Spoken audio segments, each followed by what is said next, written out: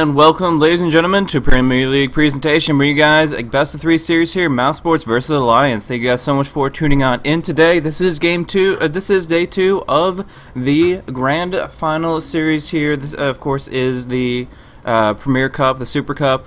And this is where the prize money is, and we've already seen one team get knocked out yesterday. That was virtus.pro, taken on out of there, but that did allow Evil Geniuses to advance on forward, and will be meeting the loser of this matchup in the lower bracket final. So now we're seeing Mousesports going up against Alliance. This is a matchup that they've been able to more than once make work for them, but generally speaking, Alliance is still considered one of the best in the West, and now they get their lone druid on the field, so that should be a very, very interesting sight to see. Either way, thank you guys so much for tuning on in, and for game 1 of the day. This is going to be a very long day of Dota, but a very awesome one indeed, and some individuals are going to be walking away with quite a bit of prize money intact, because this is going to be some amazing games. So starting things off, we see a draft of Wisp being banned out alongside Chen by Mousesports, and then Puck and Natured Prophet taken out by Alliance.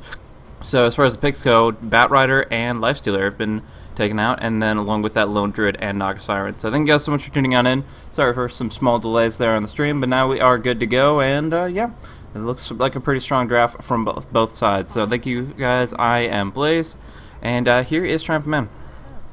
Yeah, I like the trades they've made here. Like Mousesports, obviously, get rid of the Wisp straight away. Alliance decided they didn't want to play against Fatter Puck, so they get rid of that. But Mousesports, they leave the Lone Druid in. To be honest, I like the fact they're banning out the Chen, because the Chen has such a huge impact in the mid-game. The Lone Druid, on the other hand, obviously he can have a huge impact, but the Bear, like, that's received some nerfs. The Bear, of course, is a good source of gold. And if you pick up something like a Bane, you can actually prevent, basically, Bulldog from doing his shenanigans as well. And that's still in the pool. And because Alliance had the first pick, should also mention that Mousesports won the toss-off. They had the option of taking first pick, they wanted it. They decided they wanted the Dire side instead. They want to keep Alliance away from that Roshan side, where they obviously we've seen how much they abuse that side of the map and go for the easy Roshans. So they try and keep that away. And by letting them have the Lone Druid first up, it allows them to secure both the Batrider as well as a Lifestealer. So it's an interesting trade that they made. They say, alright, let Bulldog do what he wants with that. We'll make sure we just get a Lifestealer as well as a Batrider and just make 2 really good trades for that. So it's a pretty damn good... I think it's a pretty damn good option there that they've taken. Most definitely. I mean, one thing that Mousesports iterated time and time again is that they know how to control the draft against Alliance. Alliance has kind of fallen into a little bit of predictability. We'll see if in the 4th and 5th pick if there is a little bit of unpredictability in there. But for right now, Mousesports has just said, okay, well, they don't have as aggressive style. They're more calculated, and we know how to deal with that. So Cinderin has talked time and time again about how he feels relatively confident, compared to most teams at least, when it comes down to drafting against Alliance, and drafting is half the battle there. Once you get a really good lineup that can put the pressure where it needs to be, then your opponent can crumble. And in this case, the Lifestealer Nakes Bombs, the Visage follow-up nukes, they have a lot of potential to go aggressive tri-lane and just sock it to them, where Alliance doesn't really have too much potential. They can still send the Lone Druid on the off lane and 1v1 against whoever up top there, but down bottom, it's just going to be a slugfest. Yeah, we'll see where they go. And of course, Alliance, they have banned out the anti-mage, just keep that hero away from Black. And in this case, we might even see Black just one up from Lifestealer, but got some more time while we wait. I appreciate the fact they've gotten rid of the Keeper of Light. Really don't want that in there with the Visage. Of course, you land a good Illuminate, charges up. It charges up to the Soul Assumption like no tomorrow. And it is incredibly frustrating to try and lane against. Now, Naga Siren being picked up by Alliance, the question remains, is this going to be a farming Naga Siren, or are they going to use it as some kind of support role? Yeah. Still a little bit too early to tell. And we've also got the OD banned out by Mousesports. And this opens up the mid lane for them. If they want to use that Batrider in there, they can go for that and just use something else in the off lane. Or even if they want to. I mean, we still got the option for them to pick up high impact heroes like Queen of Pain in the mid, and then use that Batrider in the off lane or the jungle. Lina being snagged up by Alliance though, and again, that looks like they could. They wanted to. They could get aggressive with that. They want to try and shut down the hard carries farm. On Mousesports, they could get aggressive with Naga Siren and Lina plus 1 more. And again, Naga Siren could still be a support, could still be a carry either way. And with Riptide and Net, combine that with the firepower that Lina has, that really does allow them to get quite aggressive. Will be extremely difficult to lane against, even with stuff like Lifestealer's Rage, because they can net through that and just keep him in place and wait for the Rage to wear off at low levels.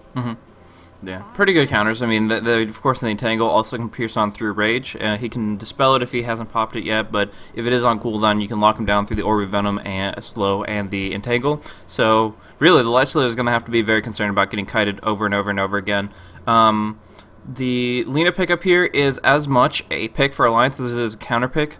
Just to avoid make sure that Mousesports has it at their disposal, because Lifestealer Visage Lina Tri-Lane, that is exactly what Cinderin was looking for. Cinderin plays Lina all the time, and this would be the perfect scenario in which to put her forward. But yeah, not going to get that option here. They're going to have to offer one slightly alternate support when it comes down to that try versus try, and that might give Alliance the edge when it comes down to actually pulling ahead there. Along with that, one thing that I do like about the Naga Siren is that she can gank at 6, she can gank at 7. So if she does go mid instead of support, then she's going to be able to actually get mobile on the map very, very early. And if she does just support, then, like we've iterated on, Lifestealer won't be able to do much damage in those engagements. But to start things off, we do see Mirana come on through. I'm not exactly sure how that's going to work, but most of the time we see Alliance running Mirana in a tri-lane. I reckon this will be offensive try. Alliance will try and run Naga Siren. It looks like it possibly Naga Siren, Lina, and Mirana together. Alternatively, they could try and put the Naga Siren mid and put Mirana, Lina, and Shadow Demon. Shadow Demon, when we see Mirana get played, she tends to get picked with the Shadow Demon just because Disruption is really, really effective at setting up the arrow. And on top of that, you land the arrow and then you just basically lock down the hero for the illusions to beat on them. So we might actually see Naga Siren throw mid if they go for the Shadow Demon next. But it really depends. But yeah, I haven't seen Ake pick up Naga Siren before as a support. So do you think that's going to be S4's mid Siren then, or how do you? Possibly. I mean, Alliance, this is the first and the best of 3. If you want to throw a curveball, now's the time to do it, because if it backfires and starts to go badly, you can just fall back to more reliable strategies later on. Okay. So I could be either way. We'll see.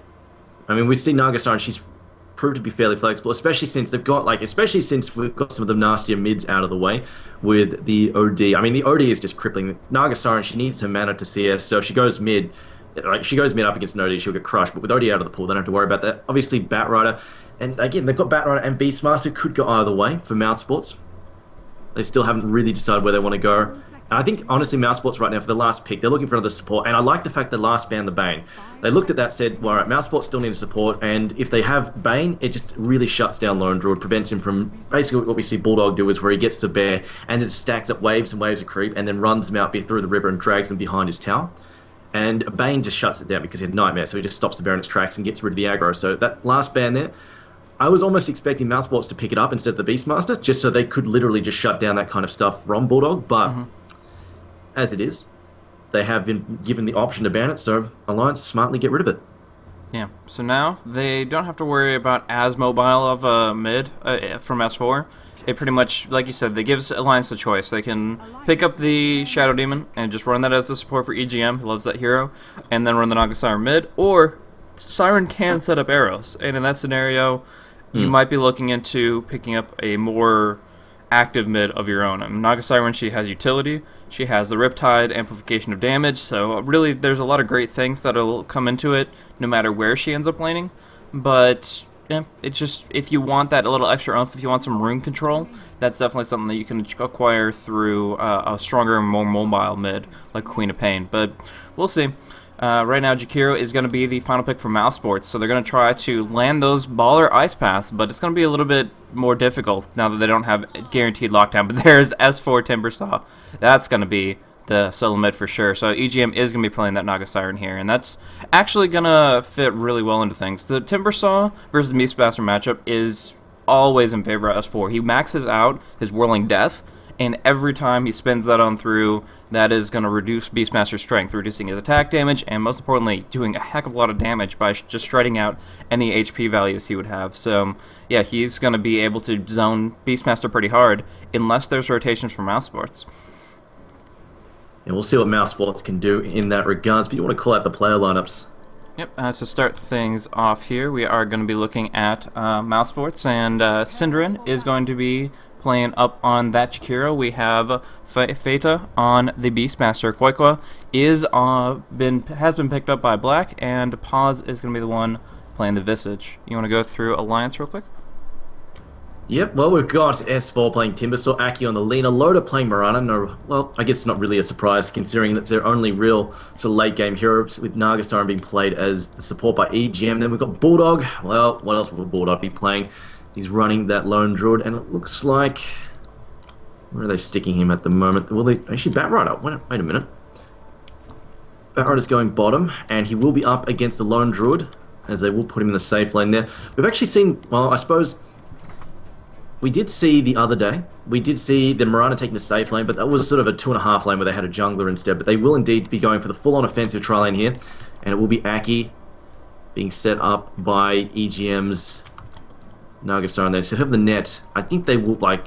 I like the Shadow Demon combo with this better just because it has a high damage output and more like it's not quite as reliable because you really have to time those arrows correctly. But Nagasaran does bring more team fight to the table later on in the game, but she has less lane control. Because the problem is, like, as we saw with Shadow Demon and that, like, they're actually delivering more damage than Mirana was. Mirana was just landing really, really big arrows. That was most of the damage was coming out of the supports when we see these tri lanes. Yeah, but because, unfortunately, Mirana's attack damage is just, it's terrible. Yeah. Look at that, like, it's lower than both Lina as well as Nagasaran. But one nice thing is they can make up for that with the Riptide, reducing armor effectively. They will be able to make sure that even though she does have low right-click damage, with two really long-range heroes, and Nagasiren has enough armor to get up and close, I would say that if she can get a Riptide off, then they're still going to have the offensive potential to kill with any single arrow or light strike array combo, so that's going to be really nice. And they're going to put pressure on Black up on top here. Now, Cinderin have drafted up a pretty good lineup here so that they could make sure that the tri-lane would go okay. They definitely picked one that has still a lot of offensive potential with the Soul Assumption and things along those lines, but they definitely had to run it defensive here as they were not denied the Lina, and they just didn't really feel comfortable trying to go for kills against a Mirana, because Loda plays this Mirana very carefully until the right timing where he just goes in perfect arrows and is going to be able to take the game away from there. So we'll see how the lane plays itself out. Right now, the pull looks to be unlocked. I don't think that ward just watches it. It doesn't actually block it off, and we'll actually see if Cinderin gets caught out based on this positioning, or if it's going to be just simple pulls, easy experience. Either way, down on bottom is where the action is. Napalm stacks, stacking on up. Koikva will trade 1-for-1 underneath the tower. Yeah, I mean, the offensive, like the ward they've got here, this is one of the good things about running an offensive trial. You don't necessarily want to block off the pull because you want to encourage them, you know what, go and pull that. Go and pull that camp. We'll try and take it off you and contest for it. One thing I'm a little, like, they're going to have to, Alliance are going to have to punish the supports in more than anything else. Like, Black, because he's got Rage, and the fact that because they picked up the Nagasaran for this role instead of the Shadow Demon, they can't basically use the Disruption to literally spawn him back into the map, into the arrow, giving him pretty much no time at all to react. Whereas if you try and set this up with a net, like you throw the net out, he's just going to pop Rage, and then regardless of the fact he may still be stuck in place, you know, if he sees the net flying and throws the Rage down, like, it's not going to matter because he'll just bounce the arrow with the Rage, so they won't be able to combo it like that. Oh, Quago's going deep again. He's going to go for a fourth napalm attack. No, just a right click. He's going to get the kill. That is such a big kill because Lone Druid just resummoned. He's out of bear for 130 full seconds. That first kill, the first blood was nice. The Batrider got the experience because he was the one alive at the end when the dust settled, but the even bigger kill right there, that second one, Bulldog going too far forward, getting a drop down, and now doesn't have a bear for a full 2 minutes. That's all his lane presence gone, out the window. I've got to say, that's pretty uncharacteristic for Bulldog. He does not normally get rocked this hard. It looks like Batrider actually looks like he's getting aggressive yet again, pushing him back under the tower. He's got the creep with the aggro just at the moment. Just taking stun damage. They're going to Firefly through, but he's taking a full creep wave's worth of aggro now. It looks like he's actually going to deal the damage and will quite happily suicide at killing that, and will also pick up the experience for it. Yeah. I figured this aggressive time will be where all the action is, however, it's all down on bottom lane. Yeah, that's ridiculous. Korko's Batrider doing work, but now Black is going to get hit by that arrow. Lightstrike Ray onto Cinderin, though. Black's still going to go in pursuit, but that was all defensive. They're just trying to get out of this situation, but they might not. Ake, clipped by the Ice Path, is going to get dropped down. EGM, no body blocks, but still is going to have a hard time getting out of there. So, the first kill of the top lane, I believe, does go up there and bring down the Lina, but they are otherwise able to get it going and just survive as best they will. But they have to make this transition now. Lina goes bottom. Ake is going to support Admiral Bulldog just until he gets his bear and gets back on his feet. And they're, meanwhile, Loda and EGM are going to play survival strats, just avoiding conflicts if at all possible. 2-1-2. Yeah, unfortunately, this try hasn't worked as well as they wanted. Like, they really wanted to get some kills here, but it's not going to happen. So I think right now, abandoning it is the right choice to do. As Bulldog's about to die yet again, that Firefly plus the stacks is way too much for him. Really He's just is. rolling around. Looks like he's going to get punished by, oh, maybe not. Aki misses both shots. Koikova, fast on his feet, will slide away through the trees there with a Firefly, and will manage to make his escape. Or maybe not. Aki's might cut him off. Look, he's got the Dragon Slave up again. He's going to come back in. One more attack there. He's not going to throw out the Dragon Slave, though. It is only 100 damage. Might not. Yeah, wouldn't have brought him down. Yeah, he needed, I think, an auto attack and a Dragon Slave together, and just didn't have the positioning opportunity to get both of them. And so that's unfortunate because they made that transition so that Ake could punish exactly what Koikwa did, and then actually going on EGM here, Black pops out of Invis, is going to be able to bring it down very, very quickly. And although they do get the net coming on through, that is going to be a solo assumption to finish the job. Visage picking up a nice little kill, and Loda. That's what I mean. That's what I meant about the combo that they have against the Lifesteal. It's no good against the Lifesteal. She throws a net, Miranda tries the arrow, and he just rages. Yeah. And it bounces. Like, it does nothing. Yeah, I mean, that's a lot of combos. I mean, you think of, like, the Shadow Demon, left track combos and stuff like that. It's just, like, there's always going to be the opportunity for Lifesteal to spam rage and avoid a lot of very powerful combos. But what Alliance needs to do here is transition out so that Loda is just playing Suicide Mirana, which used to be a very common thing, and then focus on Bulldog's farm, because he is falling behind, but now they can punish. EGM down at bottom, gets the net, going for the light strike right here, and they will get a kill on a level 6 Batrider. Experience for all. Yeah, they needed that badly. I think in this case, like, I agree with their choice to run Suicide Mirana now, because as we've seen, like, in the mid game, Rizrak can do a ton of damage. Like, he can probably, S4 can probably carry them through the mid game and buy time for both Lone Druid and Mirana to get some farm and get back into the game. Mirana currently sitting on 14 and 5, so she's not looking too good in terms of farm. And yeah, Mirana used to be, like, she used to be common as a Suicide, but I feel like she was only common because a lot fewer heroes existed. It was like back towards like TI1 and stuff. After that, she really fell out of favor, especially once heroes like Windrunner really started getting picked up for the Suicide role a lot more. Oh, Fata, the arrow will not unfortunately connect. All the lockdown, now they need the damage, and need to not be punished by EGM and Akev, who of course are waiting in the wings. But Mousesports has to know this, still going to go for it though, and Bulldog falls back underneath the security of the tower. So, unfortunately, that's a lot of wasted time for them. Like, right now, this gives just plenty of opportunity for S4 to sit in the mid and last hit everything that he wants to. Even with Cinder in there, like, Cinder's not really a big threat to him, although he's actually, I think he might actually be waiting for reinforcements here. Looking for a potential gank. He fell back. And I think it was almost the right choice, because, like, two heroes went missing off them. I was like, alright, something's up here. But, I mean, Cinder's not going to kill him on his own. Maybe if they stack the Raw in there, because the problem is he does have one level in Timber Chain, and even if they catch him with the Raw here, it's pretty easy for him just to slip away so quickly. They just don't have enough burst to bring him down. Now, we do see up on top that they were able to go in for the Grave Shield, but can't get in range for that short-range open wounds because of the leap. Now it's on cooldown, though. 30 seconds is a long time to wait, and Loda should be dropped down. No, Black doesn't go for it. Sees the fog, knows how much damage he's going to take, and is just going to fall back from there. Radiant's top tower is under attack. Yeah, it's no point wasting it there, because, of course, he is kind of hard up on mana. Being a strength hero doesn't really have a whole lot, and you know, it's not much point pushing all the way down there. Might as well just sit up here and put some damage in the tower and just make life difficult for them up here. Because, I mean, once his tower's down, this really just gives the opportunity for Batrider to come in from behind and cause trouble, especially since he's getting closer and closer to his Blink Dagger, and he's going to pick that up fairly soon.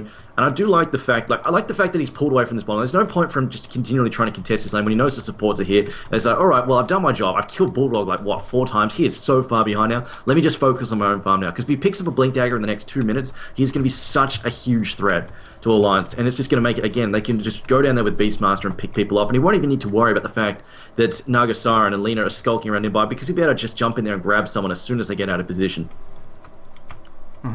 Exactly. So at this stage of the game, just looking at the relative farm of the core heroes here, we are seeing the solo Batrider doing pretty well compared to what was the solo Admiral Bulldog. Looking at his GPM, you're seeing 312 versus 262. But as far as the mid matchup goes, it's completely the other direction. The Timbersaw has 357 GPM, and we're looking at only 212 for Feta. So he is having a pretty rough time himself, only finding out the boots, the magic wand, and the bottle. And along with that, the carries, looking at 2695 net worth for Black, and Loda only finding 1773, now kind of relegated to the offlane role, and they're just trying to catch Bulldog up. Yeah, I think Bulldog is pretty much, he needs to be their sort of mid-game power. They're going to try and catch him up for sure. Loda, unfortunately, is going to be, on top of that, like Mirana, the only ways that she stays relevant in the late game, like she needs a ton of farm for that because she just does not have a good steroid skill. Like Leap obviously gives an attack speed buff, but it's not anywhere near what it needs to be useful. But on the plus side, they have slowed down. I mean, they've slowed down Black a little bit. He's only on 33 CS, so they may have missed out on a bit of farm. But I'm quite sure that he's going to get well ahead fairly soon, especially since he, well, it depends. Will he try and pick up, will he get greedy, try and pick up a Midas? Or in this case, I think he's probably just going to try and grab up an Armlet because I don't think he wants to get that greedy. Because Bear, they can get fairly aggressive with the Bear. Like, if the Bear gets a little bit of farm, if they buy him some time, he's going to get pretty fat, and they're going to have to watch out for that. So I think he's probably just going to pick up the Armlet, try and get some early damage out, and of course, just abuse the fact that he can jump around and fly around to the Hawk and do pretty much what we saw earlier last night with the whole Tinker running around on the Hawk. You can just jump out and catch out anybody by surprise if you're ready to fight. So if he gets the Armlet, like Bear's trying to farm in the jungle, fly a Hawk in there invisible and then just jump out and eat him. So, still waiting for Paz to reconnect on in. Mousesports in general has had quite a few connection issues throughout the event, and it's just kind of been them trailing coming in from Valencia and then immediately moving over to their boot camp and trying to get things locked down there. So, of course, there were some graphical issues, there were some network issues, but we had hoped that those had all been sorted out, but it seems like we still have a few more delays in store. Hopefully not too much more extensively. Paz still waiting it out and is disconnected on out for the moment, but yeah, as far as the strength here, who do you think, just obviously this is only game one, we're only 8.5 minutes in, nothing really telling so far, but between these two teams, who do you think is more likely to take the matchup? To be honest, I feel like Mousesports have the stronger lineup here. I feel like they've got the better late game in the form, because Lone Druid is like, he's been slammed so badly. They have a really good late game in the form of Black, as well as the fact that they have two superior magic disables. They have the really, really painful. They've got both Raw as well as the Lasso, so they can pretty much, if they need to, they can catch the Bear, they can drag him out, they can just shut him down. And also the fact that with the two superior magic disables, if Timbersaw starts to become a problem, they can always stack those disables onto him and stop him from leaping about and just bring him down quickly. So they've always got that option available to them as well.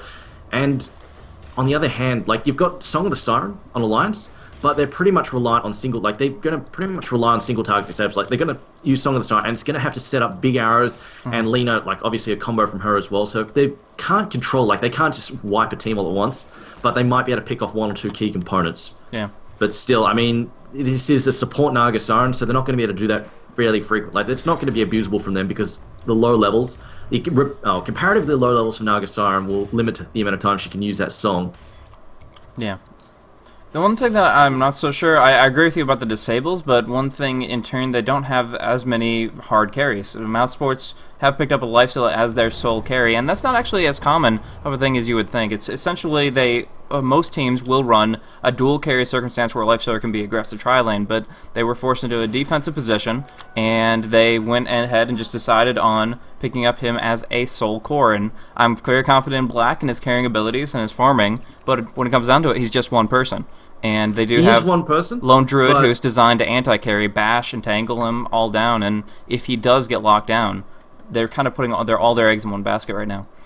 This is definitely a problem if they, the fact that they have this sort of the more semi-carry, high carries in the lines, but the problem is, I mean, the Loda offensive trial that failed, and Mirana, she's underfarmed as all hell, and Bulldog got absolutely stomped in the lane, so I am definitely quite worried, and the fact that it's just going to get worse for him. As soon as his Batrider picks up the Blink, he's so vulnerable. They can just jump, pick him off so frequently, just get some. They get some map control, push some early towers, and with Beastmaster, the Visage, they can macro the Liquefier as well from Jakiro if he bothers to get it. They can do a fair amount of pushing, and I don't know if Alliance, because they don't have the big, huge teamfight powers. I don't really feel like they can hold off sort of an early aggression from Mousesports, and if they start to get choked out, it's not going to matter. They have these three carries if they have nowhere to farm them, and they're already behind. Yeah. Though I don't want to give too much credit to Korko's current state of farm. He is almost to his Blink Dagger, but that's not the fastest we've seen. He did so darn well in the 1v1 lane, but once those supports rotated around, we see his KDA substantially dropped. Now 4, 3, and 0. So those 3 deaths adding up. He is 150 away from the Blink. He's going to stack up the Scamp, farm it, and will have his Blink Dagger. But he would have had it so much faster if those deaths had not occurred. Unfortunately, just didn't have the wards, didn't have the understanding of Alliance's rotation in order to avoid those circumstances. And as a result, he's still going to have a so-so term of initiation in just a little bit here. It's still going to be a big deal, but things like Song of the Siren and other defensive abilities like the Timber Chains, maybe the Leap, those things can get a lot of players out of a really rough situation very, very quickly. Now we'll see if Loda can get away. I mean, it's only going to be a level 1 leap for quite some time. They've said, all right, time to get Loda some farm or we're going to be in a bit of a problem here. They've moved him away from that top lane. They're leaving EG up at the top lane by himself, and he can look after himself up here. He's got Song of the Siren now, he's got Ned as well, so he can just sit here, try and leech experience. I think this is the right thing to do because, as we mentioned, he really needs that experience. They need to get at least level 2 Song as fast as possible, just so they can use it a little bit more frequently. And Mirana, of course, Loda needs some farm time now as well. And you see they've transitioned to Bulldog, like they're trying to tap as many sources as they can, and I feel like right now, Mousesports, as soon as they can, they want to get aggressive, they want to start busting down these tier 1s, just making life really miserable for Alliance. If they can do that and just completely limit and stymie their ability to farm on the map, I think we're going to see Alliance in a really, really bad spot. For the moment, though, the gold is pretty much neck and neck. The experience also extremely tight as well. So no team really has the upper hand here. Well, in terms of overall experience, I just feel like the heroes who really need it have it on Mousesports' side. Mm-hmm. I want to real quick highlight on the epitome of jungle control that Mousesports has just made work for them. Actually going to get a lasso up on top on EGM. He's not going to get the song off. Just going to get dropped down. Black will take some tower hits, but still worth it for that successful kill. And that was based on smoking and TPing and blinking to make sure they could get in range for that ultimate. But the big thing here, Mousesports, using this ward up on the high ground that sees out over the bottom rune spawn, is able to block off this pull in the central position. Then they used the familiars from Pause, micro the familiars, and blocked off 2 camps more. And now they even get a sentry ward on top of that. So really, there have been no significant camps, only 2 camps spawning for the past 2 minutes on the the Radiant side jungle, and Cinder commits another ward, so that is going to be a 3rd one down. They just don't have that route of farm. They're going to have to farm heroes, and in some cases that won't be favorable for them. Up top, it was bringing down Lifesteal very, very quickly. Timbersaw can do a very, very surprising amount of damage, but as a whole, Mousesports are controlling things very well, so that this, like you were saying, that if they don't have farm, those semi-carries don't really offer all that much. Yeah, I really feel like it's going to be down to S4 to control, like basically bring Alliance back into a strong position and allow them to keep control of the side of the map. It's going to come up to his fight. I mean, right now, Jakiro, the fact that Jakiro was wandering around the enemy jungle by himself with practically no vision just shows how bold Mousesports feel right now. Like, he came up here, Bulldog's trying to farm the easy game, he came in here and just breathes fire at Well, him. he did have Invis-Rune, but yeah, he did get to a good position once he had got those wards up, and yeah, that's... Yeah, like he's completely confident in revealing himself, he just doesn't care at all. He's just so confident. Like, that's what I feel. The fact, like, if you can see that enemy supports running around the enemy jungle like that, that just speaks volumes to how much map control that they have. Mm-hmm. But now Alliance going to try to gain that back, going in for a smoke, going to find out Visage most likely. Pause going to go into the trees. They'll see the smoke dispel. There is going to be a net coming on through, and that is going to be 1 dead support. So they do get the bounty for their trouble. Are going to go and smoke. And the one great thing about that smoke timing is the fact that they knew Dire had a bunch of vision in their jungle, and alongside it they're like, okay, well, we'll let you see what you want to see, and we'll just make it not relevant. We do see Entangle proc underneath the tower. Quake going to take a lot of damage here. Tried to initiate with the lasso, but instead it gets turned around on him. Will the Chakra comes out? It's just a roar. Really nice roar coming in from Fata. Will make sure that Chakra is not going to be an option. Instead, S4 taking a lot of damage here. Might bring down Quakewa. Yes, he does, but 1 for 1 as Black is able to get the kill based on the setup between Quakewa and Fata. So actually getting a very key kill in Timbersaw, a very slippery hero. See the bottom lane, Song of the Sirens popped off defensively. Mirana did manage to land an arrow there on the Beastmaster. They went for, like, trying to pick up that tier 1 bottom tower. Got very close, but in this case, it's probably just going to be denied in a second there. They're just going to push the creep wave back off it and clean it up. Mm-hmm. Just make sure they're not... Well, actually, no, they're not denying it. All right, then. They're just going to leave it there for the moment. And it looked like they were possibly going to trade with the tier 1 mid as well, but as it was, they all pulled it out, went for mid, and ended up trading a whole bunch of heroes there. Decided that attempt on mid was more important to defend against. And meanwhile, Mousesports going to put their aggression down on the tier 1 bottom tower. I figure this is pretty big because they were able to avoid certain death for quite some time up on towards the mid lane. The Batrider did, of course, drop down, but they traded it for S4, and then Black himself got a free kill on Ake just because of the Bulldog body blocks weren't sufficient when the phase boots came on through.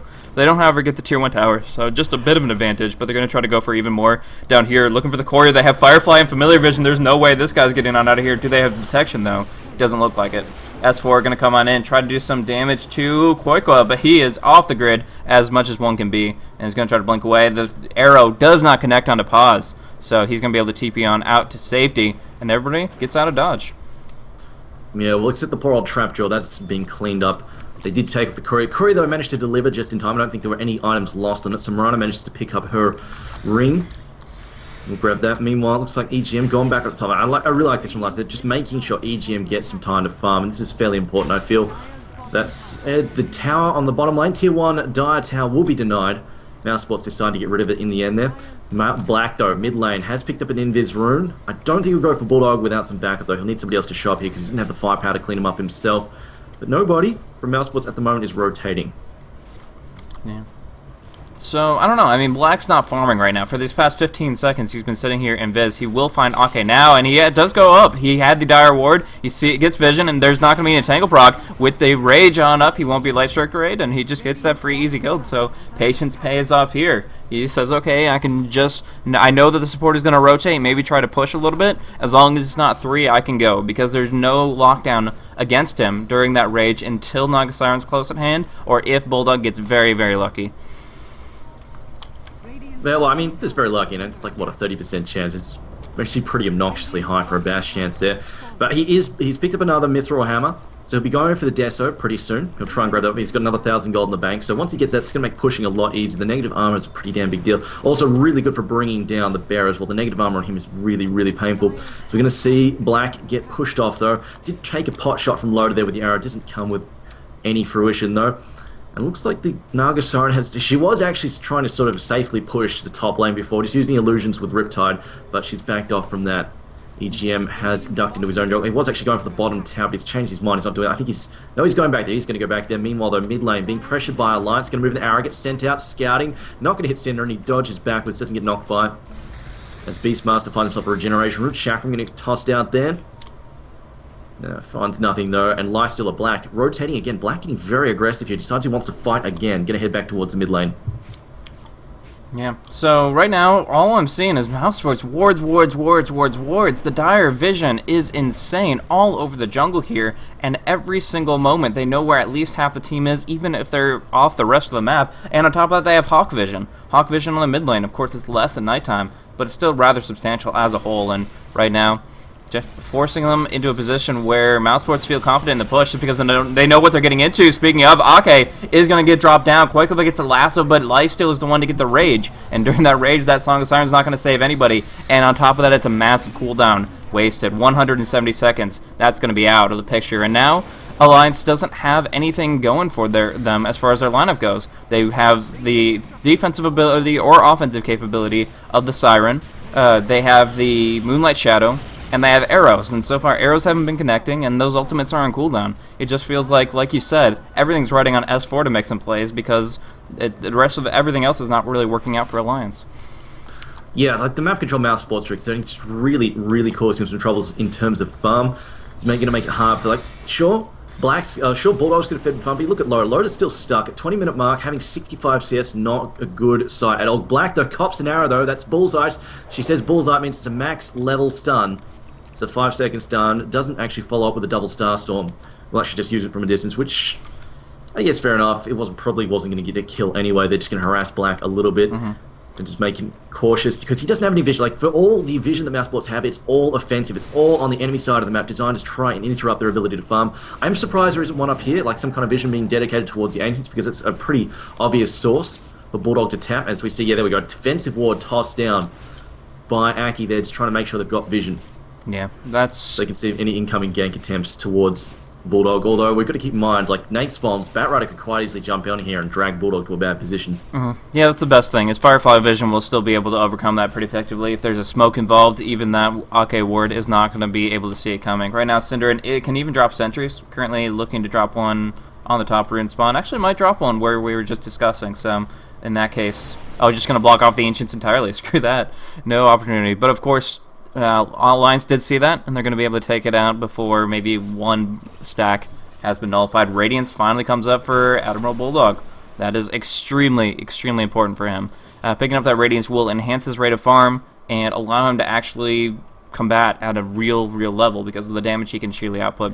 And this is generally the Alliance safe lane build. You build up and you just rush it out. You only go for the brown boots on the bear, you just go for the tranquil boots on the druid, and then from there you go hardcore for that radiance. And they do get it at a relatively good time, 21 minutes. We've seen significantly faster in the past, but given his rocky start, it's not surprising.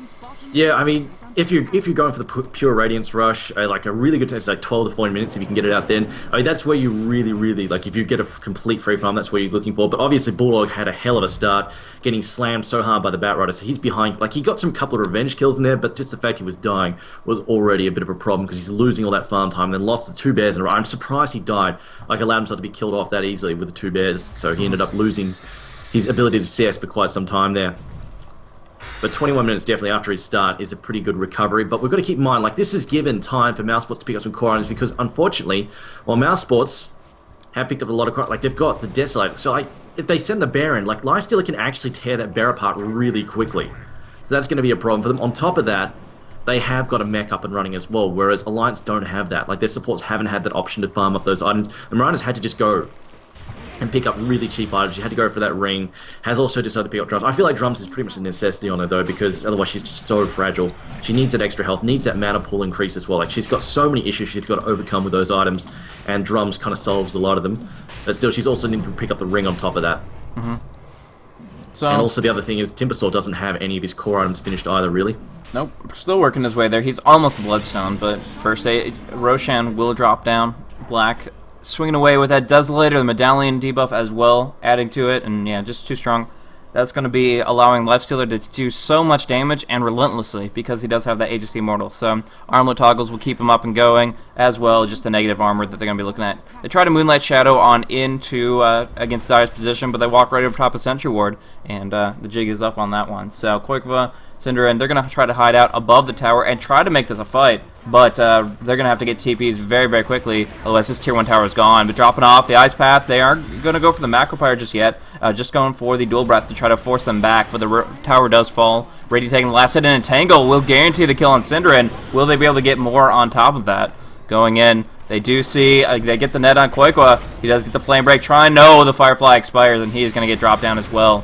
So unfortunate timing there, but honestly, they had no place staying there. They just tried to, all they wanted to do, actually they might lose another, friggin' S4's mobility, you just can't beat that. Is going to be able to drop another down, though they did, of course, infest inside Beastmaster here, so if they can clean one more up with the Entangle prog, this is going to be big. Black just comes out swinging, trying to bring down S4. He does get the kill with that Desolator. Armlet right click, gets the bear as well. EGM cleaned up, that's a double, plus 300 gold, and now Admiral Bulldog lassos back on in. Arrow lands onto Cinderin, but it's not going to be enough to save Bulldog here. He's just too slow. Napalm, Flame Break, Open Wounds, and that's going to be his demise as well. Triple kill for Black, and as bad as that seemed to go at first, based on Alliance's position, or Mousesports positioning north of the tier 1 tower, the rebound is just that much sweeter. They get the tier 2 bottom, and they get a triple kill plus a bear kill for Black. That's just so darn good for him. Yeah, I mean, Black can just rip some of these heroes apart, but the negative arm is huge. The fact that, like, Timbersaw, like, you saw how fast Timbersaw just melted when Black turned on him. And it's because his armor level is 2, like, his armor is 2. And then you throw in the -7 with the Corruption Orb, you throw in the Medallion on top of that, it's just, he can just tear him to pieces. And this is my fear for Alliance. Sure, they've got this Radiance on the bear, but the bear can be destroyed. Like, they try and get aggressive with the bear, send it forward to harass with the Radiance, and suddenly just they throw out a lasso, or they just roar it, or even just, just basically hit it with an Ice Path, and if Black turns on it, it's just going to get blitzed. And now he's building Assault Craft as well. He's got the Hyperstone. This is just going to get nastier and nastier. And I feel like the lack of armor on Alliance's side is suddenly going to open them up to a world of pain in the hands of Lifestealer.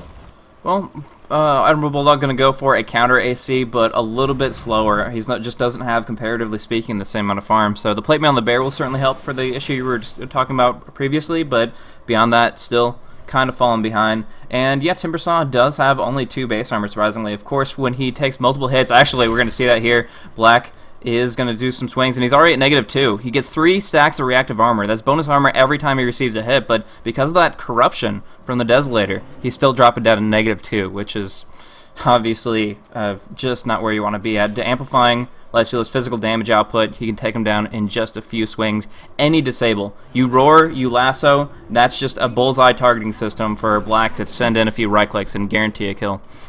Well, with the armlet turn on, that's 250 a swing before even factoring in feast. That's just absolutely nuts. As we hear the lasso come out, who's he grabbed? He's picked up Loader. They drag him away. Going to finish him off very easily. The Roar comes out, going to hit EGM. EGM does not have Songam. Ice Path as well. EGM gets shredded by Black. Black now turning on the Bear. The Bear's been slowed there heavily. Look, it just cannot run away. Bear gets torn to pieces. Will actually just get away in the end there. As now Loader back in the fray. They throw out a Laguna Blade. Black, though, armlet toggling for all he's worth. He still has an Aegis if he wants it. Black goes down. Aegis going to pop him back up, though. It's S4 trying to get away, being slowed down. Throws at the Chakram. Chakram not going to be enough, though. S4 going to get cleaned up. Tries to Timber Chain out of there. Not going to manage it. Yeah. And that was a pretty convincing wipe there against Alliance. A lot of heroes down. Loader getting cleaned up in the middle of that as well, I'm pretty sure. Mirana, yeah, she did buy back. So it was 3 down, cost them a buyback as well, and they're still going to lose the tier 2, and all they got was an Aegis. And that's exactly what I said. Like, literally what I said before that fight started is, jumping it in, if they lasso, if they roar, Black just sends in, hits the right-click button, and they're dead. And that happened, 2 quick pickoffs, and then the fight breaks on down. Ake taking a lot of hits here. Will not drop, though, and the Bear is still doing Radiance damage. The supports are getting cleaned up pretty hardcore. It's almost Black all by himself right here. The Familiar is down, him getting chased. There's going to be a Song of Siren to try to stop some TPs. And now they might be able to catch out even more Quekwa and Fata. They definitely are going to get Black here, but trying to clean up others. Black fights for all he's worth. He does bring down Ake, of course, but... yeah, still gets finished off himself. Now the question is S4 capable of finishing off Fata with that Timber Chains missing? I think not. I mean, there's my point. That cost them 2 bears during that fight. Like, Black just killed the bear again. So now, and he actually had to resummon during that fight, so now Bulldog doesn't have a bear for the next minute and a half.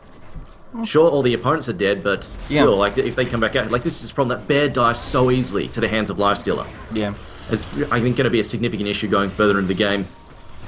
So that's a huge amount of damage that they're not going to have to push down the tier 2 in mid for that 30 seconds that lifesteal is down. That is actually a pretty big deal. That demolish passive is the limiting factor, and also limiting Bulldog's farm for about a minute here. But they still want to just focus on the game plan of the 5 versus 5s. They need to get a little bit more survivability on a lot of heroes, and they need to get that AC up. Most importantly, Bulldog falling behind right now. 14,000 net worth on Black, only 10k on Bulldog, and he really is at a point where he has to be equalizing the life stealer, and that's just not happening when you're up against such an avid farmer as Black, who's getting so many freaking kills, 10, 2, and 2, and now he has, totaling up to negative 12 armor himself. That is just ridiculous.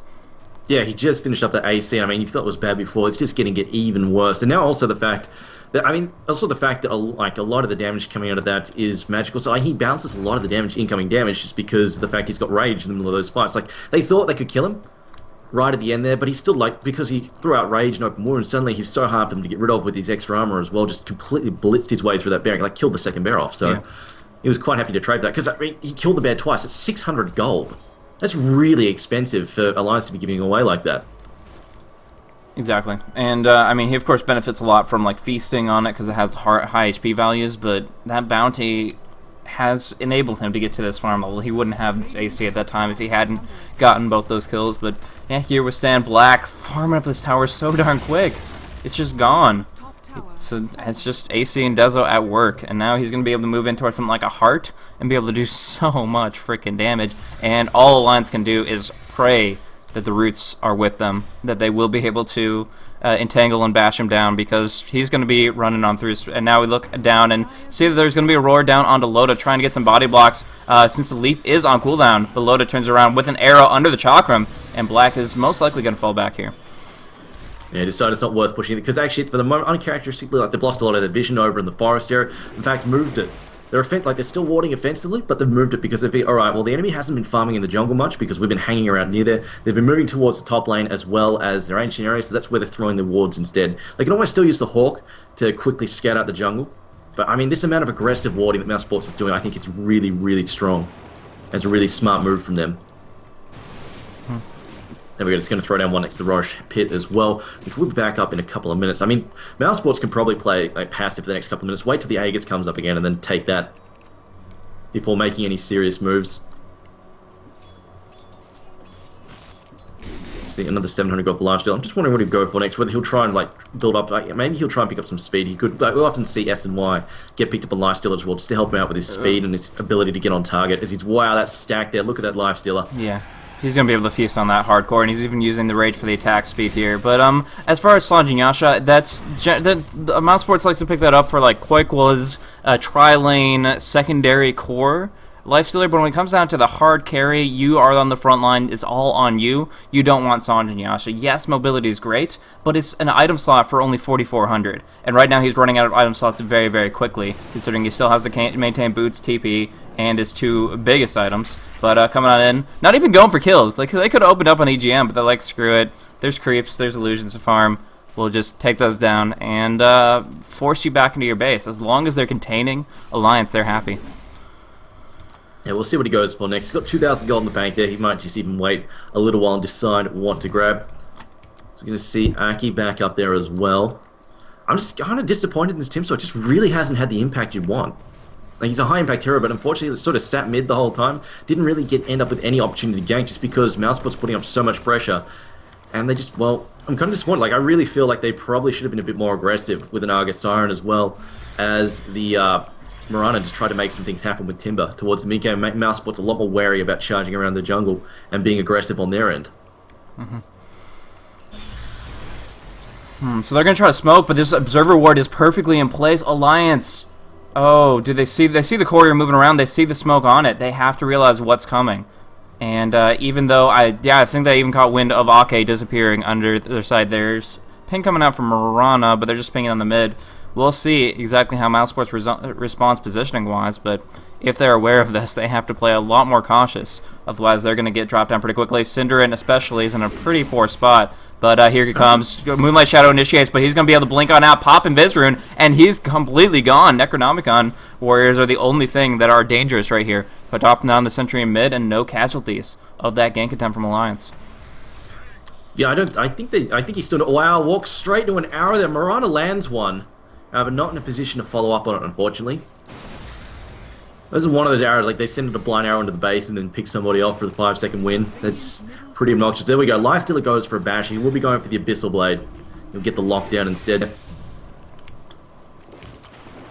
See the Necro Book just wandering around in the mid lane. Looks like both teams, well, kind of cautious here. Barrett just going to do a bit of scouting, make sure the Roshan is up. Nobody's in it. They will go and pick that off pretty easily. They've got some vision up as well, so they don't have to be too worried. Throw it in the counter ward as well, just try and make sure nobody sneaks in there invisibly. They don't have to worry about Moonlight Shadow. They know it's been used. They're not on cooldown for quite some time. Mirana, they're just going to throw in an arrow to scout into the pit. Will actually hit Black there. Yep. But can they capitalize on that? Black actually taking a fair amount of damage there from the Roshan pit. Now we've got Timbersaw jumping in here. Can he make something happen? Throws out the Chakra. Rage comes out from Black. Black in a retreat. Trying to get away here. His Rage is about to run out there. Throws down open wounds. And look at S4 just get demolished.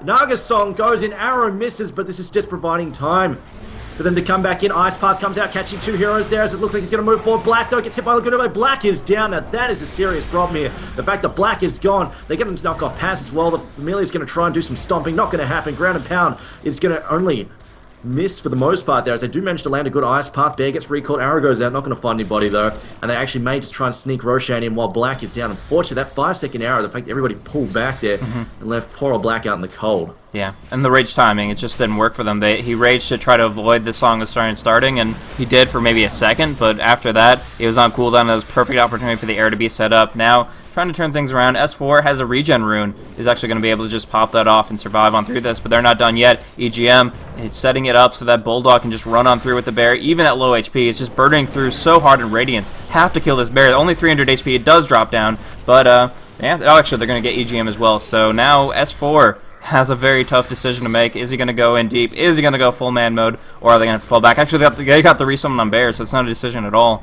Summoning up that bear, they got the damage to bring him down with that Entangle proc underneath the tier 2, so that is a number of really fine kills, but it's going to be Cinderin for a full buyback, looking to drop some AoE down in the pit. However, hiding on out, they do get a pick off on the Bat Rider. He was stalking up, he was Fireflied up, had vision, but trees are not your friend when you're up against the Timbersaw there, so he was not actually able to survive on through that, and now they're in a pretty rough spot if Alliance tries to push for the Roche pit.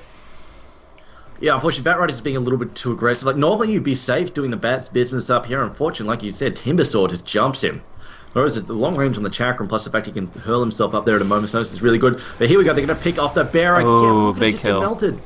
Bear's gone. And now, like, Lone Druid practically isn't even a hero anymore. He's carrying he's a portable gem right now, and that's about it. Nice. They might even be able to sneak in. Well, actually, probably not. Mirana's there ready to throw arrows at them. And the thing is, if Bat was still alive, yeah, sure, they might be able to do this because Beastmaster's coming up just now. And if they've still got the tower, they've got the dice advantage. The tower's right here to port to, so he's got a good reinforcement point. But with Batrider dead, they're going to have to wait another 10 seconds or so. And this is going to buy time for Alliance to get back in position. Although they've still got 40 seconds on their bear, so again, Bulldog, pretty much useless. And they might actually go for this. Yeah. S4 just going to use the time, though, to get farmed up here in the enemy jungle. He's got the Shivas, too, should mention that. Okay, yeah, so that's definitely going to be able to allow him to actually stay in things, help out against the negative armor and things like that, and just, yeah, and actually being able to get on the front line and consider himself actually survivable enough to deal with what we saw earlier, which is him just going too deep and unfortunately getting picked off very, very, very quickly, or at least dropped down very low. At Black's positioning that time around, like he was a lot smarter that time. He got hit by the arrow the first time, that's what got him killed. This time around, loops around and uses Roshan to basically place himself in between the usual arrow position that comes across in the river. So it was a lot smarter. The other thing, of course, they could have done is space familiars to block arrows as well. Yeah, definitely. Both of those are extremely, extremely good tactics for positioning to make sure that you don't have to worry about the situation which came into play there. Black just took so much damage previously from that arrow and just the Roche right clicks. Even with 27 armor, Roshan with a couple bashes and with that full 5-second period beat on him actually dropped Black pretty low. So that was a very, very poor way to start the fight, and as a result, they were on the defensive from that point on. Now, it does look like Admiral Sentry Ward has been able to get his bear back off cooldown, moving around with that, and trying to do some Radiance action down on bottom. And he's going to be moving in towards a Basher himself. So once he gets that up, he's going to be able to just right-click away on Black and hopefully get some good procs to lock down some of his damage potential. But once that Abyssal comes on through, yes, there's no getting away from this guy. Lifestealer is going to be a monster to deal with. Indeed, indeed. Now they've got the Aegis, so it looks like Mousesports to say, alright, our time is now trying to get aggressive, as well as the fact they know the bear is going to be like he's just recently been summoned, so if they kill the bear in the next 10 seconds or so, it'll be on cooldown for a long time, way too long for the fight. So, oh look, they just grabbed the bear, this is what I mean, the bear is their target of choice. Wow. And they cannot save it, and Perfect. It's another 50-40 seconds. Admiral Bulldog has been relegated to sentry duty again. Beautiful, beautiful snipe by Batrider. Koikwa making the plays there. Now they can push it. There's nothing Alliance can do. They can spam out Chakram all they want, but against even just a mechanism, that's all the sustainability they need. Black has Aegis. He's fearless. Does get netted, but the tower is going to drop.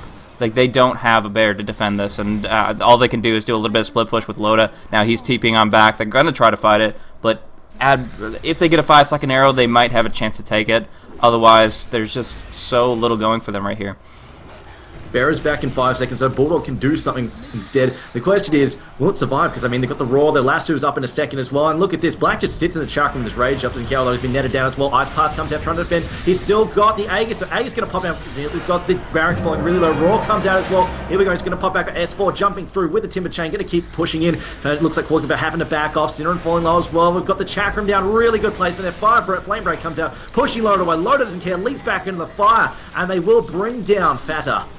As it looks like the Black still at full health. Soul Assumption will finish off Mirana. We've got 2 heroes down for Mousesports, but Mirana is dead. Do we have a bear up? No, he got dropped down. That was Black's first target. They just brought him down one more time. Now going to bring down S4, getting the lucky bash. Going to be able to finish that job. That's very, very important for them. Now, Timbersaw does have buyback. Doesn't need it. He has a 5-second respawn because of Bloodstone. Black arrow. So, he gets hit by the arrow, force-staffed away. This could be bad. They can pick off Black here. He's using Aegis, so he just turns around and says, actually, you know what, Loda? That's a poor choice from you. Let me just eat you. Your face. I'm going to eat it. yeah. Now he's stuck inside Chakram, though. This looks bad for Black. Yeah, not a spot he wanted to be in, so he does get locked down, and that's, unfortunately, Loda didn't want to, of course, trade his own life for it, but getting Black in the grave is the name of the game for them if they're going to be able to take any towers. And Bulldog's Bear, 40 seconds. Going to be able to make some time out of Black's death, but not very much. So again, Admiral Sentry Ward is really what we're looking at this game here. But if they can keep the bear up, get the Radiance pounding, and get a little bit of extra right click from Mirana, we've seen that they can take heroes down, specifically focused on Lifestealer. But he's getting more and more farmed. The big thing here is this Heaven's Halberd. Bringing that out means he can't feast, and of course he just can't provide the offensive pressure that he has been thus far. So if essentially EGM is an anti-lifestealer machine. If he's raged, he goes ahead and ensnares, and if he's not, then he goes ahead and halberds. And he just makes sure at all points in time that lifestealer isn't doing what he wants to do. And that's kind of Bulldog's job as well. The problem is the primary target of choice for Black is the bear, and if you put the bear next to him to try to disable him, he's just going to turn his focus to that and bring that down within seconds. So it's actually going to get pretty difficult for them. Big pickup for Koikwa is these BOTs. Now he has all the mobility in the world and the BKB to back it up. It's still 9 seconds. So Blink 4-staff BOT in conjunction with the fact that they have a Beastmaster Hawk, and literally Batrider can initiate from any different angle, especially now that the tier 3 has dropped in mid. Indeed, it's going to cause some problems. I like how these teams, like, their game plan is practically broken down. Do Mousesports kill the bear? Alliance kill the lifestealer? It just comes down. They want to kill that one thing, and suddenly it becomes such a huge issue for either team to cope in these fights. Now, have we got any new items there for Bulldog? No, he's just sort of sitting on the same thing. I think he's actually bought something, though. He did get a Basher. He was working on that for a while. I'm not sure if that's totally he new. finished that up a while. He finished that up like 5 minutes ago. He's had that for a little while now. Then I guess he's gone Vlad, started Basilius. That's about it. I mean, they need that. Like, they need the armor auras for sure. They want to stack up as many as they can just to try and help cope with the fact there's so much negative armor coming out of that lifestealer, as well as, of course, they have that medallion. Who's got the medallion again? I think it's Visage carrying that around. As Pass actually working on an Arcanum Scepter there. We'll pick that up as soon as he can. Timbersaw has picked. He's got 11 charges on the Bloodstone at the moment. That's not too bad. I suppose this is definitely going to help. Like, another these halberd. constant fights in their base. That's actually really good. S4 picked up a halberd too, so he has evasion on top of it already crazy survivability. But they're just gonna over and over and over disarm Black. Like, even if he picks up a heart for survivability, now that he has this abyssal, it's still not gonna make him able to right click. There's still no getting out of that. Like, it's just so frustrating because, again, like I said from the beginning, Mouse put all their eggs in one basket when it comes down to the hard carry potential. Black can carry this game, but when he has 2 halberds, a bear with entangles and bashes, an ensnare, 5-second arrows that seem to be finding him rather frequently, it's a hard life for Black to carry in this game here. And as far as this next fight, when it comes on down to it, he's going to have a huge period of time where he cannot right click at all. Yeah, I feel like they probably need to Nags bombs it. Like, pick off, like, obviously there are a lot of sources these disables. They need to pick one of them off quickly if they can. They've been using the blinks to pick off the blink lassos to pick off the bear for the moment, but I feel like they haven't Nags bomb. Like, they can pick off the bear, pull back, and then Nags bomb him. Sure, you won't get the lasso down on the target, but you can use Roar instead on that target. I feel like they need to go for something like that and just make sure they get a priority. Like, they need to kill the bear and then pick off a hero as well. Yeah. Because if they only left, like, if they can pick off the Timbersaw, although probably not Timbersaw, because the problem is he's got quite a few charges of Bloodstone. It's going to make his respawn pretty quick. And that might cause some problems for them. But anyway, we've got the aggression here for Mousesports. They're not going to wait for the Roshan to come back up again before they go for this. They feel like the time is now that... well, the Rax is still pretty weak, so they could blitz through this pretty quickly. As now Timbersaw pushes... Oh, illusion! Oh, it's an illusion! No! Koikabro's jumped an illusion, wasted the lasso. Song comes out. And this is looking kind of grim for Mousesports as we're going to have Light Striker Raid's going to land there. They're going to jump in though. We've got the BKB popped on the Batrider. Going to chase after Lena there. As we see Black though stuck in a net. He's going to get pounded on here. He's going to push forward. I think, no, he hasn't been disarmed at the moment. He's charging through Macropile. Laguna Blade though. Black is low. And he's being pushed back there as you see the Soul Assumption coming again. Nobody's down yet though. Timbersaw charging forward. Is going to go after Synderen. Synderen being chased back. He's inside the Chakra net as well. Synderen is very much dead. They're seeing him best there from Black trying to heal up. But the bear now pushing forwards. It's going to burn them down. We get a double kill there. An arrow comes through. Doesn't connect though. Black turning around. Going after S4. Gets a bash off. Going to try and chew on Timberchain. Timbersaw they're going to back up as well. Besides he doesn't want to fight after all. Timberchain coming in there. Chakram throws out down. Goes Koikaba. Gem is dropped. And Black has to retreat. Yeah, as for debating if he wants to go in deep, he does still have the Halberd and the Bloodstone, but not finding the position and just going to go for the tier 2s here. But as far as the Bear's survival, it did die once, but the second time over, it's just going to go back to heal, and it will be here if they want to try to push in harder than the tier 2. They don't need it for the tier 2, but if they go in deeper, that Bear will be available. Either way, though, Black did survive. Using that armlet effectively, I was just, even though I couldn't keep him on camera, I just had him click the whole time, and he was going to town on that armlet, and was able to survive very, very nicely. Got away with 1 HP and infested back to full, but unfortunately couldn't make anything of it, other than, of course, keeping his life as he walks away. Or shambles away, I should say. I like how Admiral Bulldog has decided, I need to be twice as useful when this bear is dead, picks up the second gem. Just recovers the second gem. Oh, yeah. Admiral. Why not two? Yeah, he's picked up Batrider's gem that he lost there. The gem dog. I don't even know. But on top of that, he of course has picked up that Vlad's, and that's helping out a lot for armor, because AC plus Vlad's does provide that full plus 10 armor now for the entire team. So that is getting heroes like Lina to survive for like 3 right clicks rather than 2 right clicks. It's pretty relevant. So I don't know. It's just like that kind of survivability. Of course, a little bit of lifesteal, a couple of other little side stats. In general, it's a very efficient item, and for a hero with 12 slots, it's a great pickup. Indeed. And this Rax still survives mid. Unfortunately, man. I don't know if that was intentional. Like, if Loda, he baited with the illusion intentionally. Because I feel like they picked on Mirana first. Yeah. Well, because, I mean, they haven't done that before. They haven't gone for the Mirana first. They've just sort of been ignoring her for the most part. Yeah. And the fact he just specifically said, I want to kill Loda, and jumped and lassoed for her, I think that was definitely an interesting choice.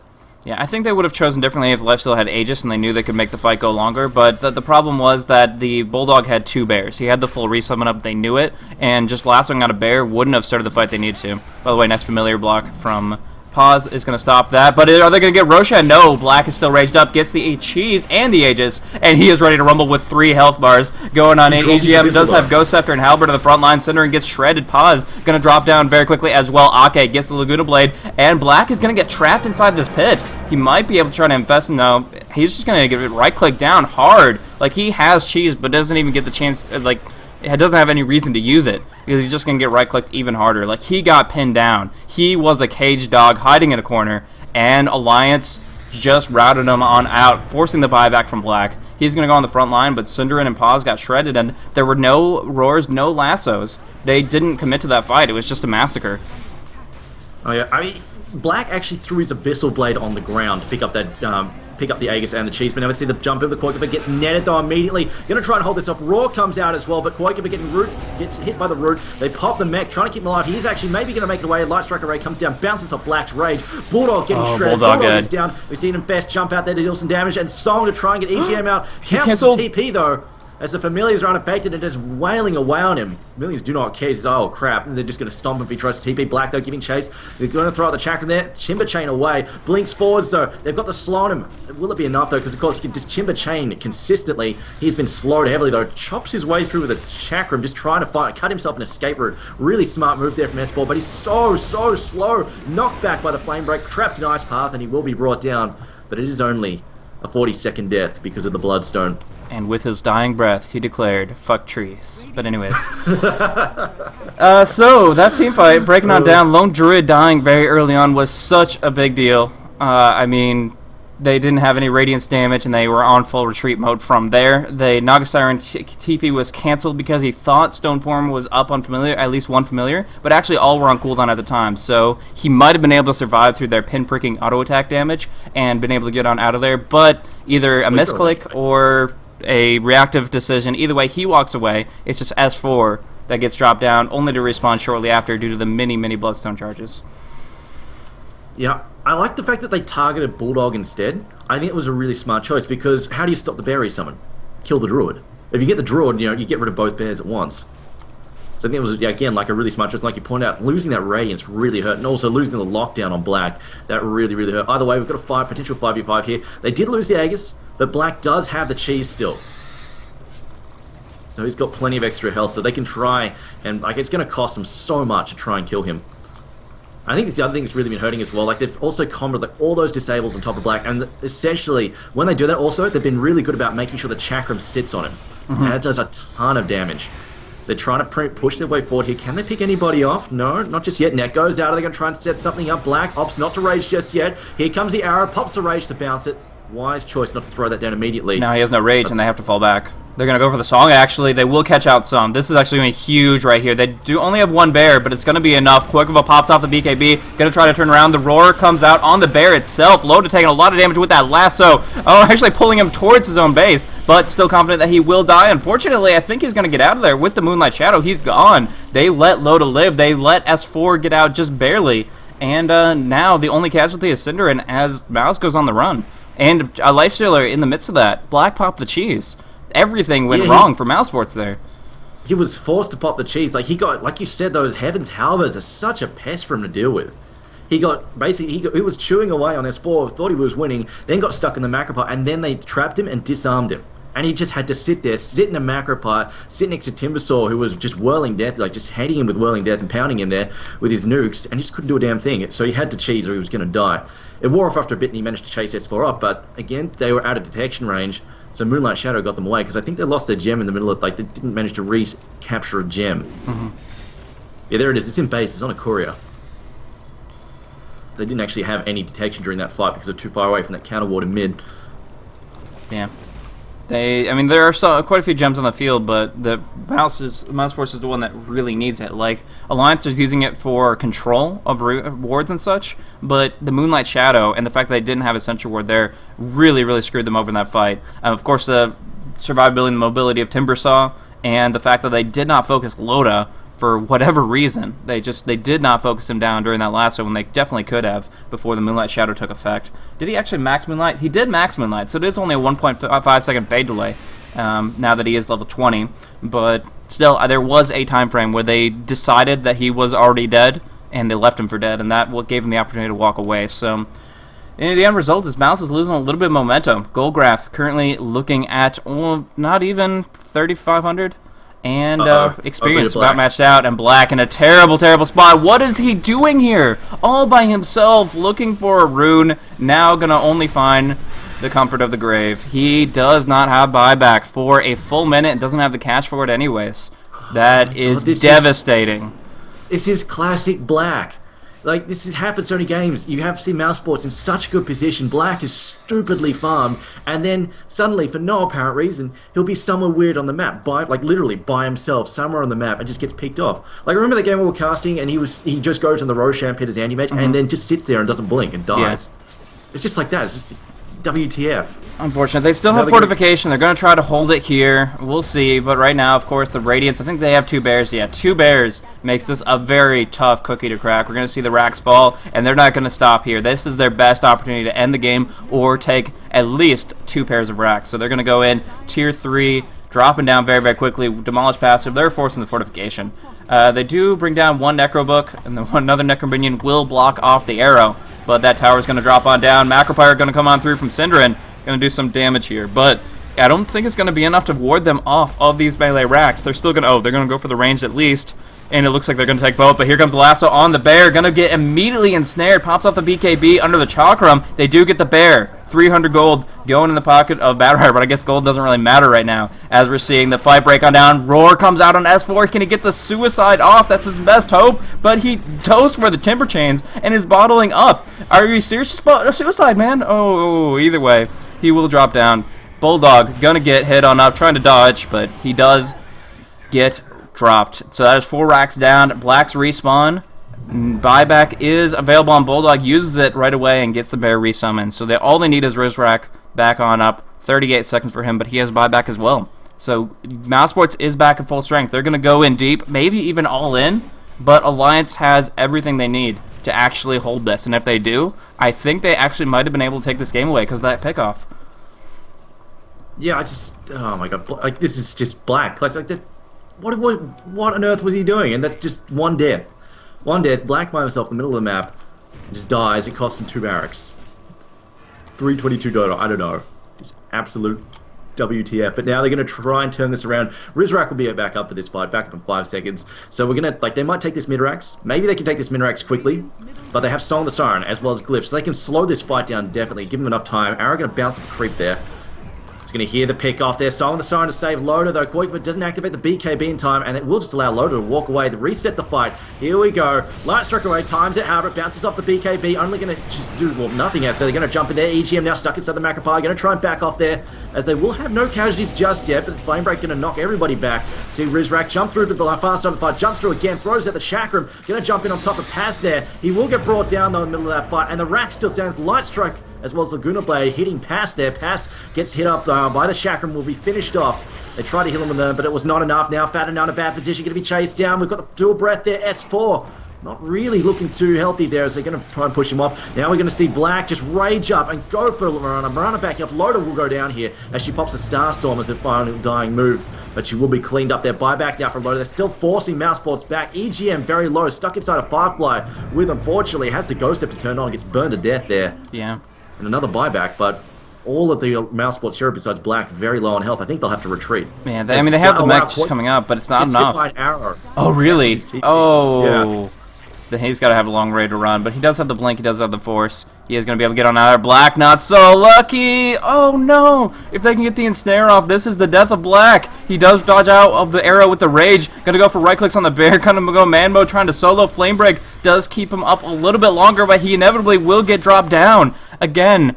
Oh, 16. He has buyback. He will have buyback in 15 seconds. And I think that means that they can still hang on to this. But he's going to have to buy back here because their Alliance are going to go in as deep as possible. I mean, they practically lost both their tier 4s as well. So, I mean, this is a very, very exposed throne. It's in a lot of trouble. At the very least, they have the tier 2 on the bottom lane first, so that can stall for a little bit of time. But yeah, Black needs to buy back ASAP. He needs to get back up and running. So he's got the money to get back in. Yes, he does. So they could try and hold this off, but still, it's looking pretty damn grim. Bear Dog has only got one bear up and running, I think. So they force the buyback and they walk away. That's a smart move by them. As soon as he bought back, they were happy to just take his gold out of his pocket and go back and secure a little bit more farm. And I want to go back and retract one thing that I was saying about S4 not suiciding up in the northern part of the base. If he needed his Bloodstone right in the middle of that engagement in the Radiant base and needed to get that heal off on all his allies, then it would have been smarter to use it for that utility. Because right now, gold doesn't matter that much. Like the little kills, the little pickoffs, handing 300 gold over from the bear, it's all kind of a wash now. I mean, at the end, everybody's farmed. Lifesteal has 22, almost 23k, 21.3k on the Timbersaw. There's a lot of gold flowing around, and if you can, save your suicide cooldown for when you can actually get that big heal off, rather than when you're just feeding away a kill, then I think it's actually going to be better utility in that sense. So, as for keeping that in mind, as far as how the next fights will play out, but right now, Black is just trying to find his next big item. His buyback is on cooldown for 5 minutes. He is looking for either a Daedalus or an MKB, but right now he's looking for some aggression as the Song of Siren comes out just to guarantee the Roshan. The Koikoa cannot initiate in that, but he's going to try. Either way, going to get sleeped on up. There comes the roar. It's going to lock down. Bulldog going to go hardcore onto EGM. Black swinging away, but gets halberded up. Cannot right-click down. Either way, EGM falls, but S4 on the front line is going to bring down the support. Synderen and Fata dropping quickly. Fata going to try to help them out, or Black going to try to help them out, but not sure if he's going to actually make it in time. Loda getting dropped very low, but getting away with 178 HP, and the Flame Break will not connect. End result, EGM is the only one to drop on down. Aegis to go to Admiral Bulldog.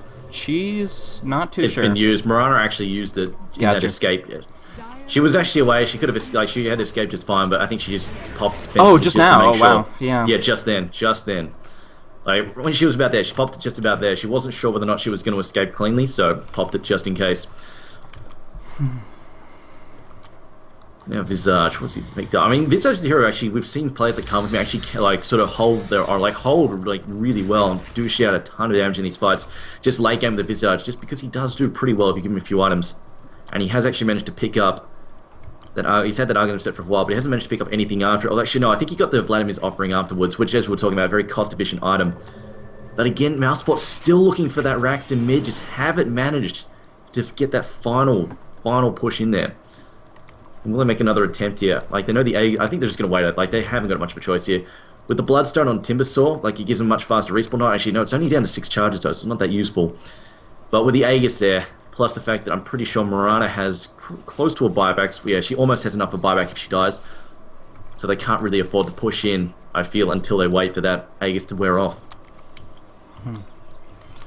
Difficult position to be in. Though. Yeah, it's always, especially when the cooldown comes off for Admiral Bulldog and he has 2 bears available, that 2 Aegis, it means that you don't have a good target to go on. If you have 2 lives on the Druid and 2 lives on the bear itself, then you can't just go for a quick pick off on him and take that bear out of the picture. He's still going to have all those auras and rock them as hard as possible, and now he has a BKB up on the bear itself. Wow, that's an interesting pickup, but it definitely will, I mean, with all these slows, with all these little issues on the side, I can definitely, and of course he doesn't have the best magic resistance. Demolish gives him bonus magic resistance, but it's still only 32%. So Macro Pyre, maybe a Soul Assumption, that stuff still hurts. And of course he's going to be able to avoid a lot of that damage and a few of those disables with, of course, that BKB. But now jumping on in, Black infests on out to try to bring down EGM before the song comes on through, and they'll get it. They'll bring down EGM, but in turn, Black gets destroyed with the Laguna Blade and the huge right clicks coming on out. Now they're able to bring him down at relatively good pace, and now Moonlight Shadow comes on through. S4 wanting to go on the aggression, though, right underneath the Sentry Ward, might regret his mistake, gets life Ice Path, and will be dropped down just barely. Timbersaw goes on down, dropping down to 4 Bloodstone charges, respawning in 68 seconds. Now, Black down for 75, doesn't have buyback this time around. He is just getting incinerated, and I kind of feel going for the Demon Edge. I mean, I understand going for MKB versus Halberds. The penetrating through that evasion is going to be pretty important, but if you don't have a heart at this stage, Lifestealer is going to actually fall pretty quickly. When you're looking at that dual core, you look at the Lifestealer, or sorry, the Lone Druid's Bear and the Nagasaran and the Mirana all doing a lot of right-click damage and reducing his armor through the Riptide, and the Laguna Blade, which of course Lena has found level 18, so she has it at rank 3. So that damage comes out very, very quickly, and right now Lifestealer doesn't have an answer for it. Yeah, I feel like it's mostly been the Laguna Blade, to be honest. Like, it's been the Laguna Blade doing the big, like, Black is in a good position, he's doing okay, he's got plenty of room to armlet toggle, and so heal his way to the fight, and then suddenly he gets hit by a Laguna Blade. And that's where, like, he suddenly finds himself in a really bad position. He gets picked off by Mirana, because Mirana, at the moment, not swinging, she's only swinging for 200. Yeah. For a 62-minute game, 200 is not that much for a hard carry. I mean, you consider Black, like, you look at the damage Black is spitting out, he's what, 300, nearly 400 damage a swing, plus Feast. So it's just nowhere even close in terms of right-clicking power. Same for the Bear, like, the Lone Druid, the Bear, they're hitting, it's pretty good, but it's individually not that great. And of course, Nagasaur in that last fight, she was dead before she even got to do a damn thing, so... Sure. Yeah. Yeah, it's just that Laguna Blade just comes out suddenly, like, 1,000 health, just gone. Just absolutely gets ripped apart. And like you mentioned, like, if he had the heart, he'd have that room, like, he'd have that sort of safety net, he'd have that extra 1,000 health in there, but unfortunately, he is, well, however you want to say it, he is indeed building... Well, I assume that's going to be Monkey King, but I doubt it's going to turn into a Rapier. No, maybe it's going to be their final act of desperation, I don't know. Possible. I mean, they are very, very, very far behind right now, with Alliance gaining ground that they haven't had all game long. So I could see their position to go into the Rapier, but I don't think it's the pickup when you're up against that evasion. You want that MKB, and in general, they're willing to try to go to the long game, even though their farm is greatly reduced because of the fact that racks have dropped. Looks like Alliance aren't, though. They're going to go in and put pressure right here, right now. Radiance and Chakram burning down the creeps, and they're going to go in for this final tier 3, these final set of racks. Fortification is up and available, but there's no split push coming in from Mousesports. They are all 5v5. It comes down to this. Looking at the buybacks, Batrider and Beastmaster have it up and available. Loda and Lena will be able to, but of course back at home. Yeah, unfortunately for them, for Mousesports, Alliance can quite easily afford to slow seed, just chip away at the tower like that, use the illusions, just sort of gradually knock away at the tower, because the longer this travels on, like, their lanes are just going to start pushing again. Like, even though they had 4v2 that last 4v3, that... Gonna go for the Moonlight Shadow. Oh. Do they have detection, though? The arrow will thread the needle, not going to connect here. The Song of the Siren, though, is going to put them in a position to just completely destroy Black right here. Look at how fast he drops. He's still going to right-click away as fast as he can, but it's not going to be enough here. He does get finished off. It was not able to infest. Just got dropped on down, and although they can pursue Admiral Bulldog without the Aegis all they want, they're not going to get a kill. S4 barely surviving himself. Earn taken on down quickly, but here's EGM on the front line finishing off Pause. Loda getting the double kill. And now, without any right-click damage, Mousesports are about to lose the first game of the series. Triple kill comes out for Loda. Koikwa gonna duke it out with EGM, might get a kill. No, that Ghost Scepter will keep him up and kicking, and that is gonna be just about everyone. I think Beastmaster was able to walk away. Batrider forced to buy back, but the Ancient is already getting ticked down, and in just a few seconds, this should be it. Yeah, I mean, that's just a problem. Like, the longer they draw out these fights, it's just these waves are going to push. Like, if they had a shot in mid where they had the 4v3, they could have gone for it. Unfortunately, you know, Lifesteal is dead. But the problem was, they had to back up because their Ancient was under threat. There was a full wave pushing in against it. And they were going to, like, unless they TP back, there was no chance of, you know, pushing down the opposing racks and base racing them before the creep wave just did it on their own. There we go, Blink in there on top of who is that? Somebody, Spirit Bear. They piggied that up, hexed it. will try and clean it up. It looks like this is not looking good for them at all. Fatter now taking a lot of damage. Spirit Bear's also taking a ton of damage as well. Actually, they don't have a resummon up, so it's actually going to be Bulldog just pounding away on Fatter by himself. We'll take him out anyway, because Lifesteal's still dead for another 20 seconds. Bulldog's just going to TP out. Oh! Actually, no, it gets cancelled. Wow, they might actually be able to clean this up here. Moonlight Shadow will come across, so they have detection, unfortunately not. So they won't be able to get anything. Fada getting hit by about a 2-second arrow, and everybody else going to be able to fall back here, so the Sentry Ward comes out just a moment too late. And yeah, I mean, the problem is they can't even fight there because of Throne. Like, they can't pursue that because Throne's being attacked. Black is up. I mean, it's already They lost didn't by lose the Rax, itself. so they're in kind of the similar position to what they were before. A little bit of extra damage on the Ancient. They lost their tier 3, but if they weren't out of this game before, they're still not out of it right this moment. Black just needs to... He still has the same mind. I just need a little bit more farm, a little bit more farm. Unfortunately, he's been kind of hit a brick wall. He's been sharding a line of about 2,000 gold for quite some time, and he hasn't gotten any progression of items anytime recently. So, hard time to beat him, but at least they haven't lost the game yet, and still, they've fought this one out very, very strong. They look so, like, dominating at a certain point in this game. Actually, looking back at that golden experience graph, there was a state where they were almost 5,000 experience and 7,500 gold around the 24-minute mark. They just completely destroyed them, but now on the verge of extinction here. They're going to try to hold it. I just love that's just the little casual helm of the Dominator on Lina. Yeah. Why not? It reminds me back to the time that Fly built a freaking Monkey King bar on his Lina. Like, it went to late game, and suddenly Lina with her full passive and a Monkey King bar spits out a lot of damage. Yeah, it's definitely, she does a lot of right-click damage, but the reason for the Helm of the Dominator is all these freaking Necronomicons. Steal a friggin' melee Necro, and not only do you take away the detection, but you also get the most likely pure damage nuke that'll go across when he dies. So, yeah, it's a nice little pickup, and it's very cost-efficient when you consider how much the Beastmaster put into his Necro 3. Yeah, I feel like the Helm of the Dominator is like just the reason we don't see as much Necro books. Exactly. And I feel like, honestly, I feel like it shouldn't be able to counter it that hard. It's kind of ridiculous how useless it makes it. And they also, I'm pretty sure they've got their own Necro book on somebody too. I swear I saw a pair of minions up and running earlier. Yeah, No, the Radiant do have one, I believe, over...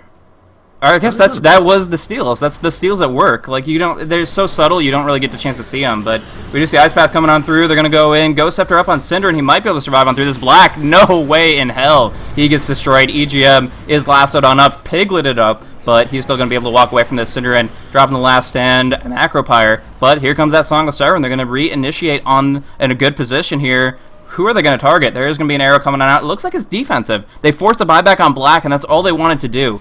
All they want to do is kill the Lifestealer and run for the hills, and they succeed in just that. Roshan is up, but they knew that they couldn't take it against two Lifestealers. Now we'll see if a Mousesports tries to pressure it, or if they just need to hold on to their mid lane because it's being pushed so darn hard by the creeps. As Alliance seems to be trying to make them choose, making it so that, arrow comes in on pause. That's one successful kill. He does not have buyback, so that's going to be a 5v4 starting off, but the lasso comes across. No, he's going to have 4-second cooldown. He's going to try to put it on Bulldog in a second here, but, yeah, took it a moment. Bulldog doesn't have, of course, an Aegis, so he will be dropped down in a moment. But meanwhile, Loda doing so much damage. Black, in the midst of everything, almost kills Bulldog, but gets dropped down himself. And there is finally the well played coming on out of Black as this Ancient is about to fall. Loda just gets a few very sufficient right clicks in, gets kills, 20,000 net worth ends up the Mirana. And although Bulldog had a lot of farm, really, he was the punching bag. He was the one that was on the front lines, just taking all the heat from the Lifestealer or from whoever. And it was actually Loda that got to get the undisturbed right clicks going on through almost the entire fight and through most of the fights recently. So with that in mind, they clean it up. They get enough damage to bring down Black twice over, and all their eggs in one basket. Unfortunately, when it gets toppled on over, they're going to crack. So Black does get locked down, and Mousesports with them. They are going to go on into Game 2 with a 0-1 deficit. So that is going to be the Game 2 coming on up. Of course, this is a best-of-3 series in the winner's bracket of the Season 5 Premier Cup. We have two names for it. It keeps on messing with me. Premier Cup, a.k.a. Super Cup. And that is going to be the winner's bracket finals. And so we're going to be figuring out who is going to be advancing on forward into the grand final with that +1 advantage into the best of 5, and who is going to be going down to face EG and decide who's going to be taking third place. So again, This was Alliance versus Mousesports, and a pretty interesting game lasting over 69 minutes. Impressive play. Do you have any opinions on how it all played on out, Triumph? We'll save it for later. We'll just move into the next game quickly because we're a little bit behind schedule. True. The long games are long, but yeah, we're going on to the next one. Thank you guys so much for tuning on in, and hopefully you guys enjoyed the commentary, and we'll be able to bring you even more on the next round.